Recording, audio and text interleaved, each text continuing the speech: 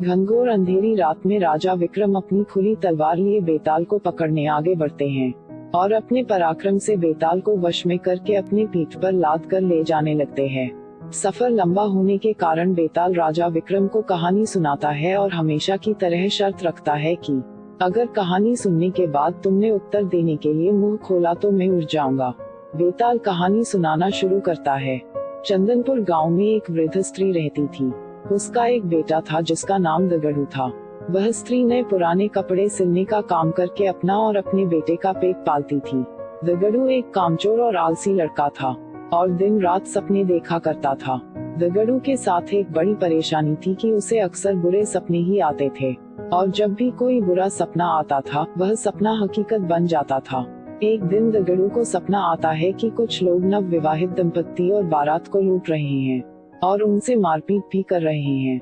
दगड़ू ने जिसे सपने में देखा होता है वही दुल्हन बनने वाली लड़की अपनी शादी का लहंगा सिल जाने के बाद वापस लेने दगड़ू की माँ के पास आती है।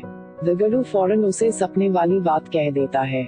वह लड़की अपनी माँ और ससुराल वालों को यह बात बताती है, पर सब लोग इस स्वप्न वाली बात को वहम समझकर अनसुना कर देते हैं। शादी के बाद जब वर वधू बारात के साथ जा रहे होते हैं तब सपने वाला वाकया सच में घटित हो जाता है और इस पूरी घटना में दगड़ू पर आरोप लगते हैं कि वही लुटेरों से मिला होगा, वरना उसे कैसे पता चल सकता है कि ऐसा ही होगा। और शक की बिना पर सारे लोग मिलकर दगड़ू की खूब पिटाई करते हैं। इस घटना के कुछ दिनों बाद एक रात दगड़ू को सपना आता है कि मोहल्ले में रह रही चौधराइन का नया मकान गृह प्रवेश के दिन जलकर खाक हो जाता है।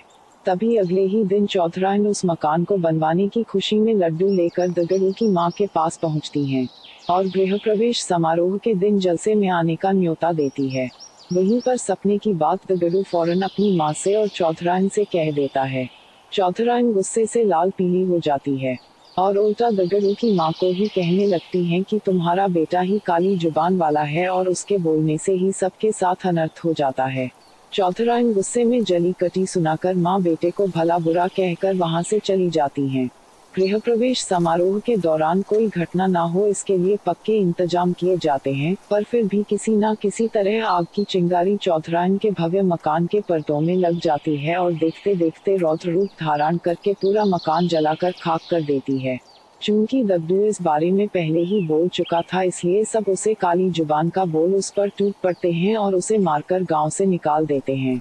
दगड़ू समझ नहीं पाता है कि लोगों को सच सुनकर उसी पर क्रोध क्यों आता है। खैर दगड़ू एक दूसरे राज्य चला जाता है जहां उसे रात की पहर में महल की चौकीदारी करने का काम मिल जाता है। वहां के राजा को अगले दिन सोनपुर किसी काम से जाना होता है, इसलिए वह रानी को कहते हैं कि उसे सुबह जल्दी उठा दें। दगड़ू रात में महल के दरवाजे पर चौकीदारी कर रहा होता है। तभी अंधेरा होने पर उसे नींद आ जाती है और फिर उसे सपना आता है कि सोनपुर में भूकंप आया है और वहां मौजूद सभी व्यक्ति मर गए हैं। दगड़ू चौंक कर जाग जाता है और अपनी चौकीदारी करने लगता है। दगड़ू सुबह राजा के सोनपुर जाने की बात सुनता है। तभी उनका का रथ रुकवाकर अपने स्वप्न वाली बात राजा को बता देता है।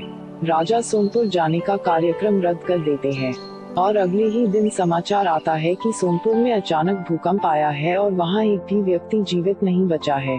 राजा तुरंत दगड़ू को दरबार में बुलाकर सोने का हार भेंट देते हैं और उसे नौकरी से निकाल बाहर करते हैं। तारांकन तारांकन तारांकन इतनी कहानी सुनाकर बेताल रुक जाता है और राजा विक्रम को प्रश्न करता है कि बताओ राजा ने दगड़ू को पुरस्कार क्यों दिया, और पुरस्कार दिया तो उसे काम से क्यों निकाला। राजा विक्रम उत्तर देते हैं कि दगड़ू ने अमंगल स्वप्न देखकर उसका वृतांत पता कर राजा की जान बचाए, इसलिए उसने दगड़ू को पुरस्कार में सुवर्ण हार दिया और दगड़ू काम के वक्त सो गया, इसलिए राजा ने उसे काम से निकाल दिया। बेताल अपनी शर्त के मुताबिक राजा विक्रम के उत्तर देने के कारण हाथ छुड़ाकर वापस पेड़ की ओर उड़ गया।